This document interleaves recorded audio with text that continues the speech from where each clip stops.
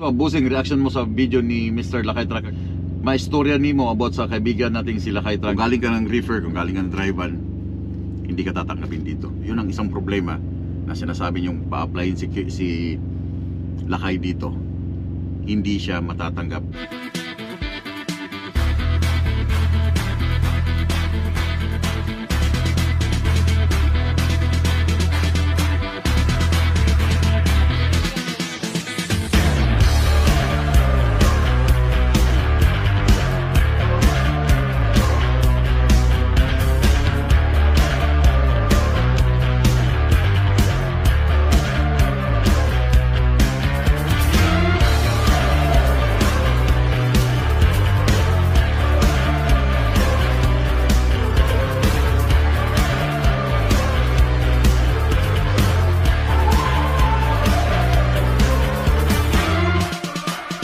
Morning. Today is Monday, wala pa rin akong permit. 10 o'clock, mag-alas 11 na ng umaga dito sa Florida. So wala pa rin yung aking permit. I don't know kung ano bang problema sa pilot or sa routing. Wala akong alam. So ngayon, dahil habang naghihintay ako, naalala ninyo na sobrang maingay yung aking EPO dahil dun sa kalansing. Meron sigurong luwag. So ngayon titingnan ko, gusto kong ayusin dahil hindi ako makapagpaandar ng aking EPO ng sobra dahil sobrang ingay na nakabulabog ng aking mga kapitbahay dito sa parking area. Subukan ko lang ayusin, baka sakali.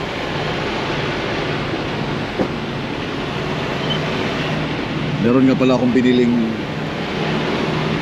this one sa Walmart, ang tuhod ba, para hindi ma-damage yung tuhod mo. Minsan kasi may mga load na load ka, kailangan mong mag-load knee gamit ang knee.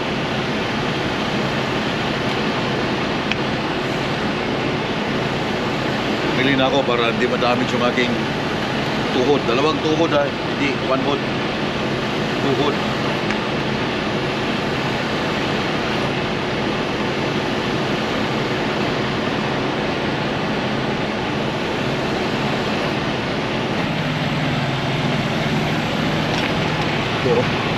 Yan o.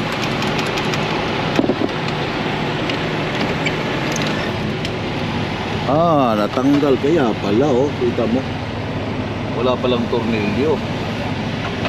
Wala sa ayos yung gumawa, kaya maingay. Yan, nalagyan ko lang ng tornilyo no, kaya maingay siya.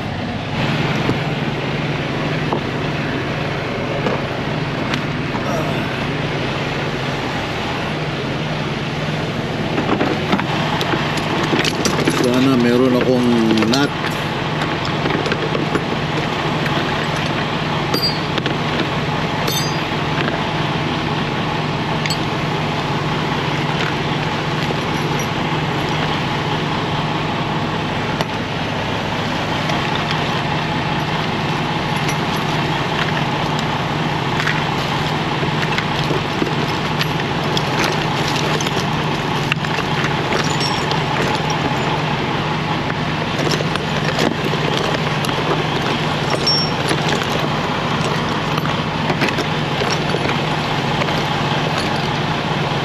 Yun no. Yeah. Sana it will work.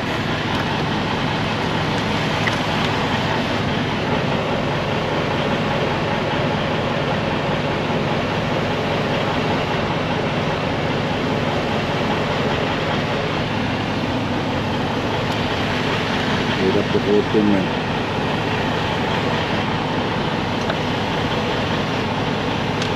Aray, init.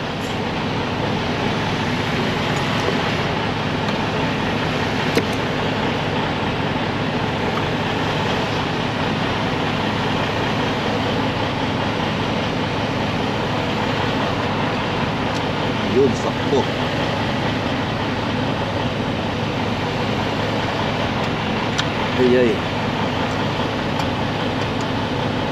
Ay, init man.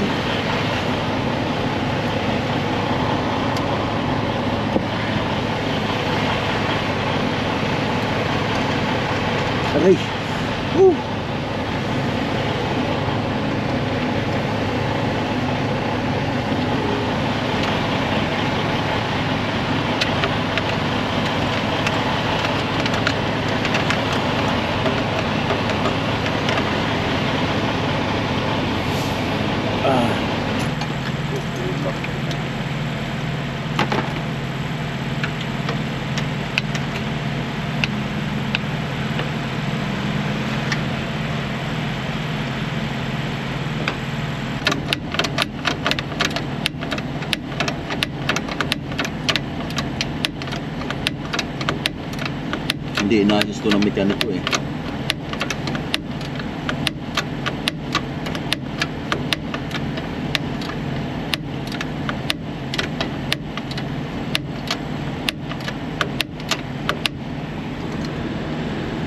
Hindi na magalaw oh. Kasi yan ang kumakalansing. Pampadagdag siya ng ingay.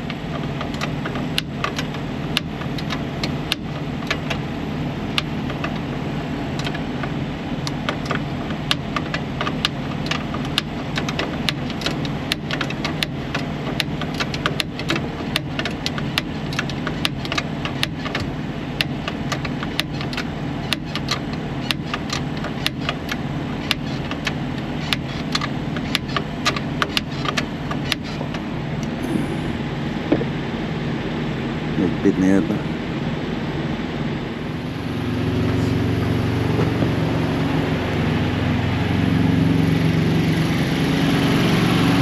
Wala nang ingay.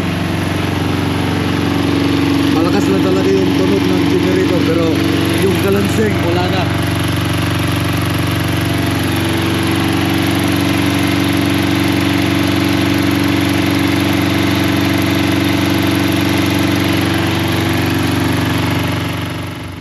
So, everything is set. Naayos ko na yung aking EPU. Nahigpitan ko na yung dapat higpitan para hindi na siya kakalansing. So, okay na ngayon. Naririnig ko. So far, so good. Anyway, dahil wala pa akong permit, nag-update na ako sa opisina. Hinihintay yung Alabama. Matagal mag-issue ng permit si Alabama. Now, Alabama at saka Tennessee, yun ang aking magiging way. Alabama, Tennessee, Illinois, Kentucky, Illinois, Iowa, South Dakota, North Dakota, Montana, Idaho, Washington, then BC, British Columbia. So matagal-tagal to na biyahe. 10 states yung aking dadaanan through permit. So dahil wala pa akong load, sasagutin kong iilan ng mga questions na napili ko dun sa comment box. Kasi sabi ko sa inyo, nagbabasa ako ng mga comment box, nagbabasa ako ng mga comments, then nagre-reply din ako sa mga comments box, lalo pag ganitong merong enough time talaga na mag-reply ako. So unahin ko lang tong question, and then ang dami ding nag-comment sa akin. I don't know bakit nyo ako tinatanong, but siguro doon kay Lakay, doon sa kanyang pinagbabawalan siyang mag-vlog or pinapali sa kanya yung mga videos na may pangalan na twerk. So mamaya sasagutin ko yan, but unahin ko muna tong mga questions. 8 lang to siya. Si MJ Corazon, just curious lang, how much you pay for the shower, or that's the only for the tracker provided by company? Yung shower, every time na mag-fuel up ka, merong Flying J, Loves, TA, Quick Trip, ano pa ba yung mga tracking dito sa Amerika at sa Canada, ASO, Petropas. Pag doon ka nag-fuel sa kanila sa Amerika, lalo to sa America, Loves, Pilot, yun ang mga malalaking player or yung TA, pag doon ka lagi nag-refuel sa kanila, mag-earn ka ng points. Meron kang points na tinatawag. Okay? Then hanggang sa, like sa Loves, darating ka sa Platinum membership dahil meron silang binibigay na itong kailangan, itong month na ito makaabot ka ng 200-300 gallons, then to Diamond ka na. So doon hahaba yung points mo, then magkakaroon ka ng unlimited shower, unlimited refill ng drinks, coffee, soft drinks, basta lahat ng refill na sarili mong cup yung dala. So ganun yun, so true by points kung doon ka lagi nagre-refuel sa kanila. But kung mag-refuel ka lang one time sa kanila, pag umabot ka ng 50 gallons, meron kang free one shower. Si Makanhan Carmen Manolo Portich, boss, nice video. Ginapakita yun mo unsang stricto ang gobyerno dia in terms of vehicle standard and condition. Na curious lang ako sa imong ginaingon ganina, priority sa pangitaon sa inspector ang pre-trip kaysa post-trip. Pwede ba i-explain nimo in next video kalainan sa duha og nganong need kayo na, boss? Daghang salamat sa pagbasa, sa pagpasabot. Again, watching from Makanhan, Amping, Kanunay. So ito yung sinasabi niya, itong pre-trip at saka post-trip. Okay? Every morning yung driver nagpi-pre-trip. Okay? May ginagawang pre-trip talagang driver kasi ang purpose nun, baka may flat ka, sa umaga kasi tumigil ka ng gabi, check mo sa umaga, may mga flat ka. Or gumamit ka ng push strip, pagkatigil mo, push strip, buk sa mga gulong, katok sa mga gulong, check. Para in the next morning, alam mong may flat ka, sa gabi pa lang, alam mong may flat ka, pwede ka nang mag-inform or mag-advise sa yung company the next morning na meron kang flat para the next sa umaga, gagawin na yung sira ng truck mo or may flat ka. Push strip kasi, sa dami ko na ring experience na natigil ako ng DOT, ng police, ng state patrol, Canada man sa US, ang lagi nilang hinahanap yung pre-trip. Saan ka nag-start ng pre-trip? Kasi merong pre-trip, then meron din siyang workflow. Is it workflow? Yeah, may tinatawag na workflow or DBIR, Driver's Vehicle Inspection Report every morning. Okay, pwede mo rin siyang DVIR every post-trip pagkatapos mong drive. But kadalasan, hinihingi nila yung sa umaga, pre-trip. Never pa akong natanong na bakit wala kang post-trip. Kasi pag mag-post-trip ka sa gabi, sa umaga gagawin mo rin naman yung pre-trip. So it's the same thing. But ang technique doon, para hindi gagalaw agad yung oras mo, I think ilang beses ko na ito sinasabi, hindi gagalaw yung oras mo sa hours of duty mo while nag-pre-trip ka, unahin mo mulang pukpukin lahat ng gulong mo, unahin mo mulang i-check lahat yung mga makina, gulong, etc., mga lights, bago ka mag-on duty ng 15 minutes. Kasi pag i-on duty mo siya, naka-on duty ka tapos umikot ka na sa truck mo, then you find out na meron kang flat tire, meron kang leak sa gulong. So pag in-advise mo yun sa opisina mo na, hey, meron akong leak dito, meron akong problema, tumatakbo na yung hours of service mo. Hindi na yon pwedeng ibalik na from zero. Okay? Kasi once na nag-on duty ka, mag-start na yung anong oras ka nag-on duty that day. Hindi na yun pwedeng ibalik. So ikutin mo muna lahat.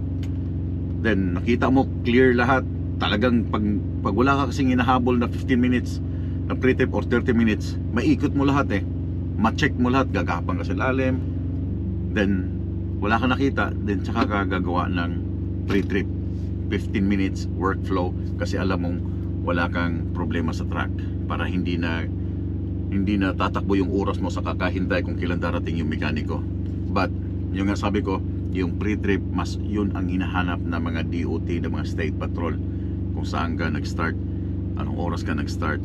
Okay, lalo na yung mga refuel, unloading, loading, lagyan mo ng 10 minutes, 15 minutes, makita lang sila na may ginagawa ka sa pag-unload ng product mo at saka sa pag-load ng product mo. And si Fernando Apolinario, boss, bakit ang load ni Pinoy Heavy Haul sa Q-Line, mga wind turbine, ang haba 180 feet, nakakarga ka na ba, ana boss? Si Pinoy Heavy Haul, kumpare ko, kaibigan ko, nakikita kami sa yard. Ang rank kasi ni Pinoy Heavy Haul ay nasa rank 5. I mean, sa Q-Line nasa rank 5, nasa pinakamataas na siya.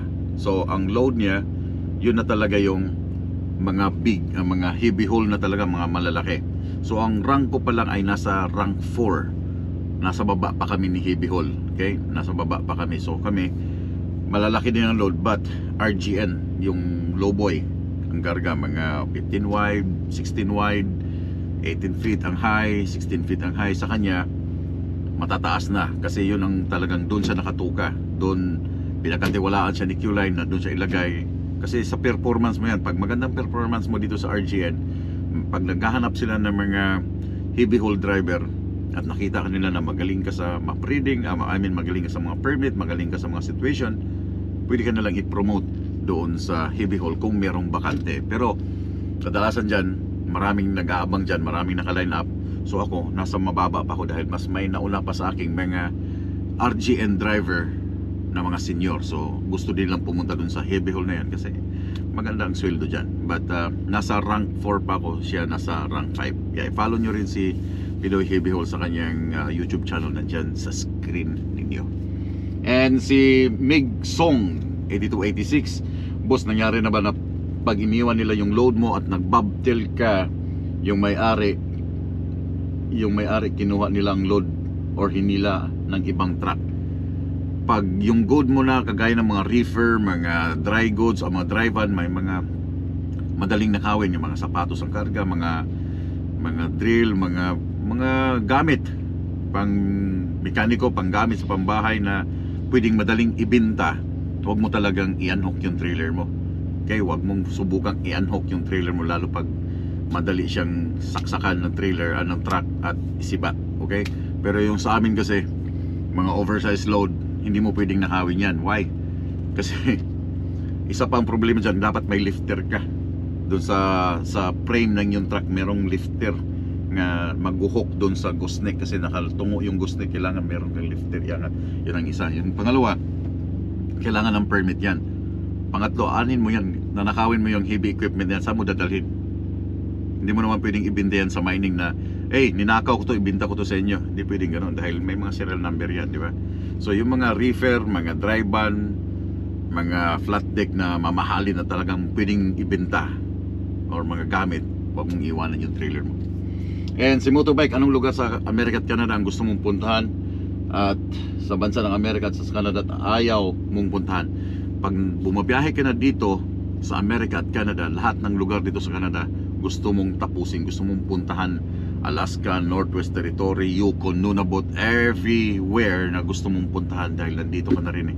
So wala kang yung about lang sa traffic, yung iwasan mo yung mga traffic na ayaw mong puntahan, like California, mga Chicago.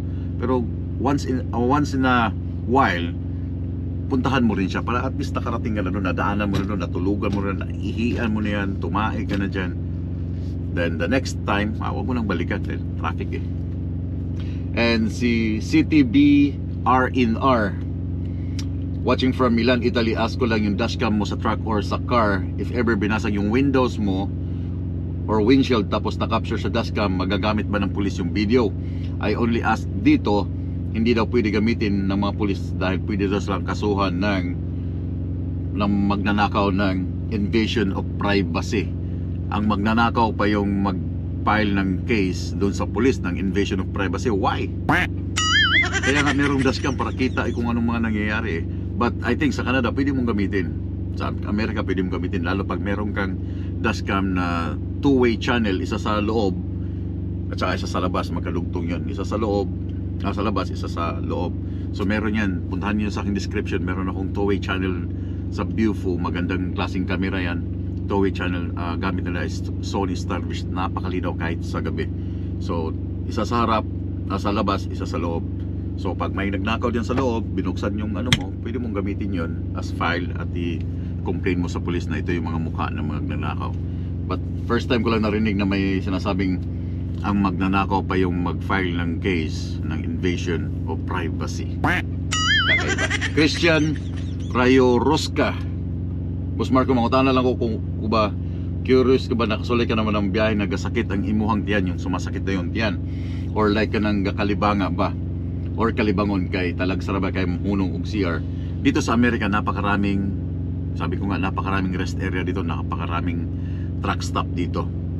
So if you feel na there's something inside na kumukulo na, yung mga bulate mo naglobi susuntukan na dahil sa kinain mo, dahil sa ininom mo na nagmi-mix na, and then titingnan mo na sa map mo kung gaano kalayo yung rest area, kasi lahat ng rest area, lalo sa mga magagandang state, every 30 miles yata, 30 miles meron silang mga rest area na left sa truck talaga or sa mga road users meron.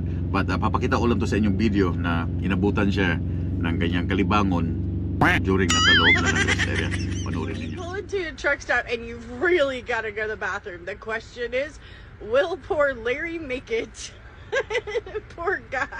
Uh-oh. Uh-oh. We have a little butt cheek action going on. Oh, poor guy. Uh-oh. Okay, this could be serious. He may not make it into the lot. Oh, no.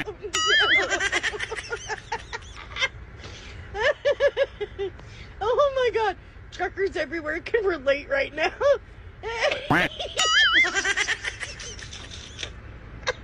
Squeeze that butt, baby. You got this. You got it. Uh-oh. Oh no. Oh no. Oh no. It's the walk of shame back to the truck. Poor guy. So anyway, next, si Miss JK238. Kuya, tanong ko lang po, pag galing kayo ng Canada at lumipat ng USA as truck driver, pwede ka rin ba ma-citizen sa US? I think so, pwede ka ma-US citizen pag mag-apply ka ng PR, no? Pero I think kailangan mong give up yung pagiging Canadian citizen mo. I'm not sure.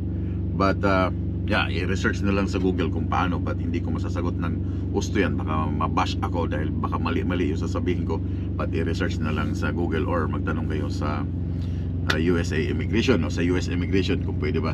But now, ito, I know na daming mga nagtatanong about kay Lakay sa kanyang video na nagpasa sa akin ng video na pinapatanggal ng torque ang kanyang mga videos na merong logo ng company. And si Anselmo Mukere, kaya ba umalis ka sa torque dahil bawal mag-vlog? Ask ko lang. Eduardo, buti sa Kula hindi sila mahigpit sa pag-vlog na makita ang company name. Sila kay Tracker pinagbabawalan ng dating company ni Sir Marco dahil sana hindi pagbawalan at di na kami makagala sa bawat state ng Amerika. And Rick Montiliano, Idol Marco, mangutanan lang ako, daghan ba Pinoy Tracker dyan sa Canada? And si DJ Soriano, Marco, ipasok mo nga sila kay Tracker dyan kasi parang gusto na atang umalis sa isang company na may problema kasi. And si Marbert, Kuya Mark, mukhang mababawasan ng Pinoy vlogger sa Canada at sila kay titigil na mag-vlog. Pinabubura ng Red Company ang mga videos na nakikita ang company name nila. And si Colden, what happened to Lakay Tracker in his company? Just ordered him to stop vlogging while working. Alvin Tagente, Choy Marco, pa-playa si Lakay Tracker din ha.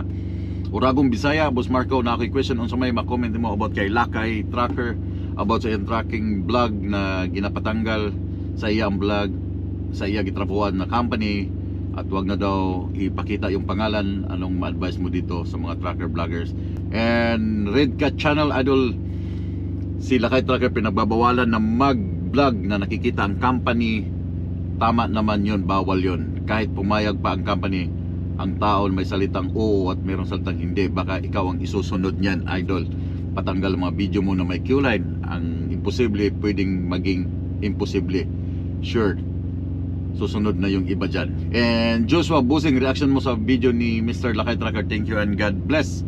And Bihayrong Bisdak, Boss Marco, anong maistorya nimo about sa kaibigan nating si Lakay Tracker na pinagbabawalan na siyang mag-vlog lalo pag nakikita ang name ng company at sa pag-pre-trip? Dagang salamat and good health to your family. Thank you so much. And Kurama, sir, sinagot din ni Sir Kurama, ni Kurama 6899. Simple lang naman yan, their company rules. Sumunod na lang sa company kasi sila ang nagpapasahod, kaya swertihan na lang sa company. Katulad nila Kuya Marco, swerte na okay mag-vlog sa company nila, pero sigurado may mga limit din at alam niya kung anong lang yung pwedeng at hindi pwede.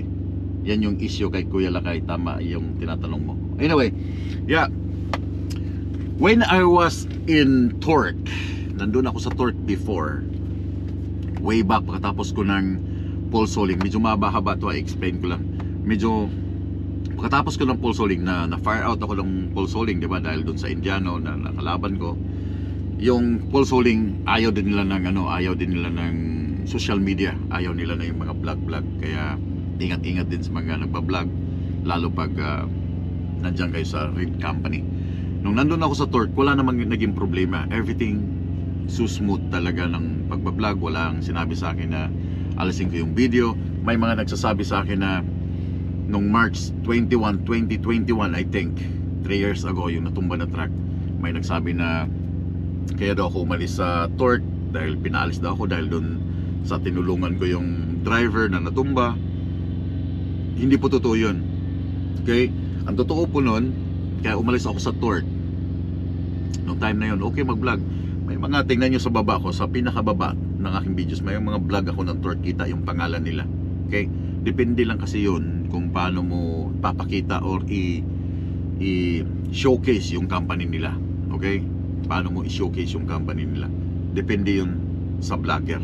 Now, yung pag-aalis ko dun sa Torque na may natumbang truck, may nag-flip na truck, hindi dahil doon. Umalis ako dahil that time yung aking PR ay expired.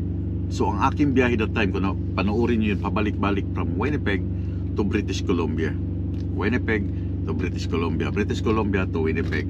Ganon, back and forth, yun ang laging biyahe ko. Nagsawa ako sa biyahe. Dahil it takes time na i-renew yung aking PR that time. Hindi ako makapasok ng Amerika.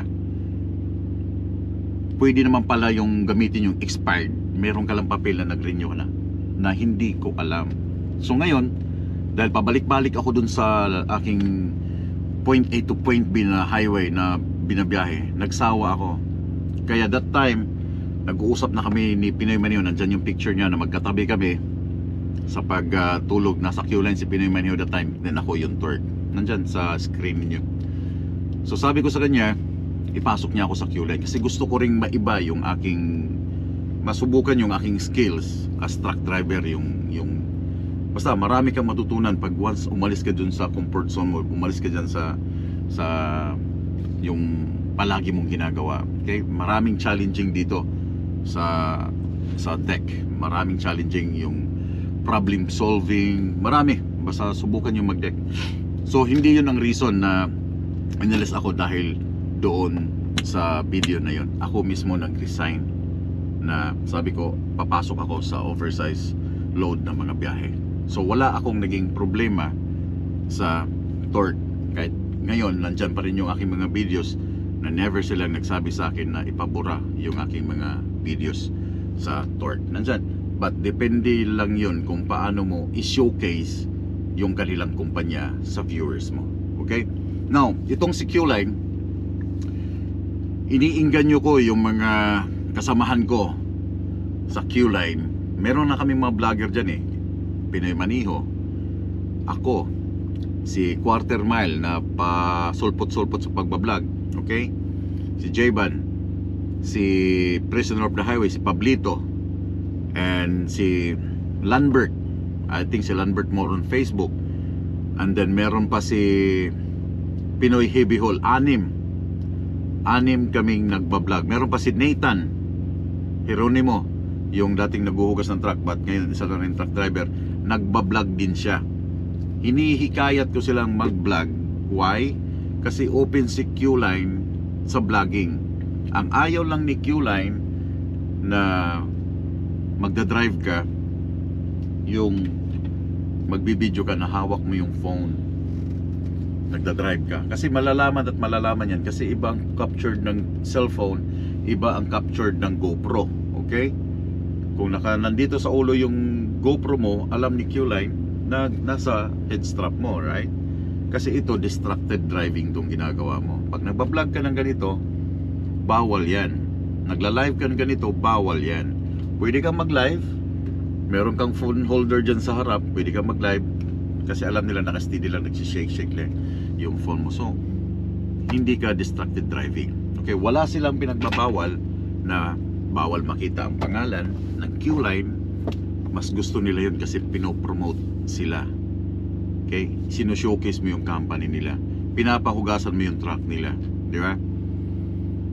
Ganun yung pag-showcase mo ng company. Now, kaya iniingganyo ko ngayon si Manoy, si Ken. Sabi ko mag-vlog ka kasi pinapakita mo lang naman dito yung pag-load ng equipment, securement, map reading, pagdating mo sa customer, paano mo i-handle yung customer service mo. Kasi kami, yung mga truck driver, sila yung last front na tao na haharap sa customer. Okay? Kung rude ka sa customer mo, kung pangit yung approach sa customer mo, pinapakita mo doon. So, I think na nagiging okay sa kanila. Kasi kung pinagbabawalan kami ni Q-Line, ilang beses na ako tinawagan ng FAA, yung Federal Aviation Agency dito sa Amerika dahil sa drone. 3 times. Sa pagpapalipad ko ng drone, 3 times ako tinawagan. Bakit daw ako nagpapalipad ng drone dito sa state ng Amerika? Tinawagan yung safety namin. Yung safety namin ay isang DOT officer, Department of Transport officer. Siya yung safety namin, mahigpit. Siyempre, di ba, kung ganyan. But tinawagan niya ako, hey Mark, may tumawag dito na FAA. Tinatanong kung bakit ka daw nagpapalipad ng drone. Sabi ko, ibigay mo sa aking number, ako ang makipag-usap sa FAA. Yeah, pinaliwanag ko sa kanila lahat, everything naka-registered, meron akong drone pilot. So sabi niya sa akin, yung officer ng Q-Line, yung safety, gaano ba kahirap magpalipad ng drone at bakit tumatawag sila dito? Lagi ka na tinatanong. So doon pa lang dapat pinagbabawalan na kami mag-vlog, di ba? But hindi. Basta as long nandito yung lalagyan ng cellphone, nandyan sa harap ninyo, nagdadrive ako, hindi ko hawak yung aking mata, nasa kalsada, nagsasalita ako. Now, pag ilalagay ko naman sa solo, meron siyang tinatawag na heat strap. Okay? Lilipat ko lang dito. So wala akong distracted driving. Pag bumababa ako, kunin ko yung GoPro, lagay ko dito. So wala akong distracted driving. Yung mga drone shots ko sa Ice Road, ginagamit din ni Q-Line sa kanilang YouTube channel. Yan ang YouTube channel ni Q-Line. Puntahan ninyo sa aking description. Nandyan sa screen ninyo, meron silang YouTube channel. I-follow nyo rin sila para makita nyo rin yung mga updates ng company. So ako, sinusuportahan ko rin yung YouTube channel nila. Sinishare ko yung Facebook channel nila. Sinishare ko rin sa aking viewers. Sinishare ko rin sa mga tao kung ano yung Q-Line, paano sila anong nangyayari sa opisina nila. Sinishare ko. So ganun lang yun, sinushowcase mo yung company. Walang bayad sa akin yung company, si Q-Line. Walang bayad. But nagpapasalamat lang kami dahil pinapayagan kaming mag-vlog, pinapayagan kaming mag-express ng aming sarili na okay, ito yung trabaho namin, ito yung load namin, ito yung ginagawa namin, ganito yung pag-handle ng mga pilot, pag-handle ng mga map reading. Okay?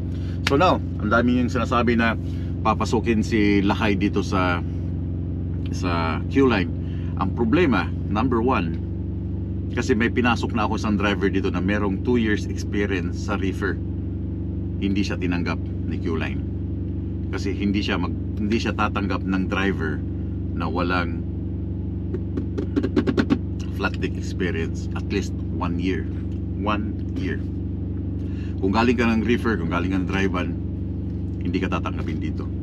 Anong gagawin mo dito? Di ba? More on securement dito. More on initiative ng pag-load. Kung wala kang idea nun at wala din silang training, wala na silang time na mag-train ng tao na sa mga newbie, unless kung meron ka ng experience ng 1 year sa flat deck at alam mo lang ginagawa mo, orientation lang 3 days and then bibigyan ka na ng truck kasi galing ka na sa flat deck, alam mo lang gagawin kunting himas na lang sa knowledge mo, paano yung mga routing, paano yung mga permit, paano idugtong-dugtong yung mga permit hanggang makarating ka ng customer. So yun ang isang problema na sinasabi nyong pa-applyin si Lakay dito. Hindi siya matatanggap dahil wala siyang experience ng flat deck. Okay? And second, ito, wag naman kayo magagalit sa akin. Sabihin nyo naman, ganito ako. Pagkakaalam ko lang, pag owner operator ka kasi dito, may mga rules sila. Tama sila. May mga rules. May mga company na ayaw kanilang mag-vlog. Ayaw nilang i-expose yung kanilang mga tracking company. Pero mga ugok din. Why? Dahil ayaw nilang ma-expose sa mga tracking company nila, pero meron silang mga Facebook page. Okay? Meron silang mga Facebook page, pero ayaw nilang ma-expose yung company nila. But pasalamat ka na nga lang kung meron kang vlogger na nagpo-promote ng iyong company para mas dumami yung mga driver na magka-interest na mag-apply dyan sa company, di ba? Kasi pinapakita mo ganito yung trabaho. Pero may mga company na ayaw nilang ipakita yung ano nila, yung tracking company, yung mga logo. I don't know bakit gano'n ang ginagawa ng Torque. Pero dapat magpasalamat sila dahil meron silang libre na sila sa promotion. Okay? Pero meron silang Facebook page. Ano yung aking lalamunan? Yeah. I-search niyo ang mga tracking company. Q-Line, Bison, Pinner, QuickX. Ano pa ba yung mga ibang company? Torque. Yung mga malalaking company sa kahit mga Indian company, meron silang Facebook account, meron silang Facebook page na pinopromote din nila ang kanilang company. Pinapakita yung mga truck, pinapakita yung mga logo. But nothing makes sense na bakit pagbabawalan mo yung tao na mag-vlog na sinashowcase yung company name mo, pero meron kayong Facebook page, no? So siguro, I think so, baka may nagawang mali si Lakay. Okay? Baka may na-post siya na hindi nagustuhan ng company. Okay?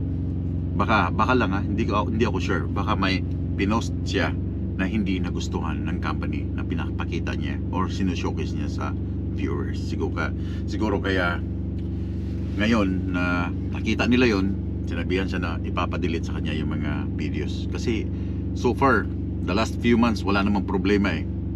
Ngayon lang. So baka may nagawa siya, may na-upload siya, or may nasabi siya na hindi nagustuhan ng company. Huwag niyo sabihin, owner operator naman topic. Pag meron ka kasing truck, no? Meron kang truck, kailangan mo siyang ipasok sa isang company.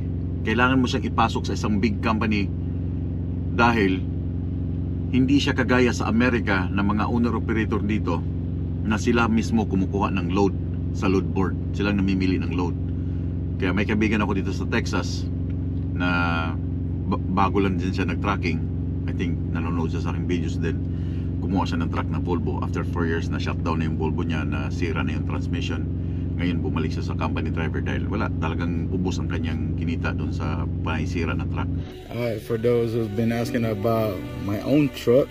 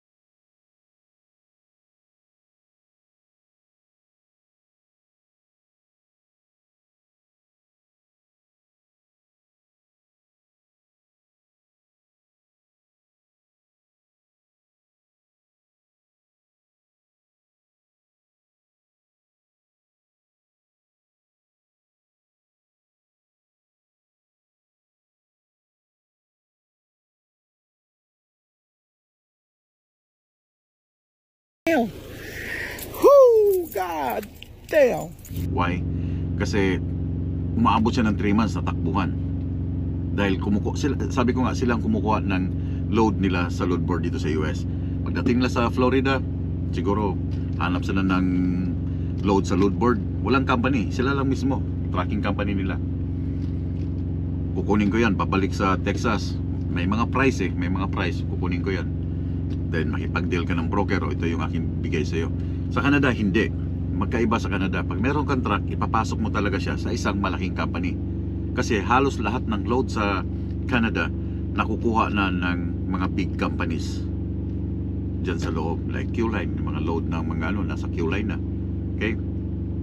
Yung mga load ng Bison, load ng mga reefer, ng mga ganyan, nakuha ng Bison, nakuha ng Pinner, nakuha ng mga Transex, nakuha ng ibang mga tracking company. So kung kukuha ka ng truck, hindi ka kagaya sa Amerika na maghahanap ka sa load board ng load mo. Hindi. Kailangan ipasok mo yung truck mo sa isang company na merong rules. Okay? Meron silang sariling rules. Unlike dito sa Amerika, sarili mong truck, ikaw ang owner operator, ikaw naghahanap ng load mo kahit i-plug mo yung truck mo dahil wala ka namang company pinasukan. Sa Canada, may rules. Panay-init ng aking GoPro. So bibilisan ko lang.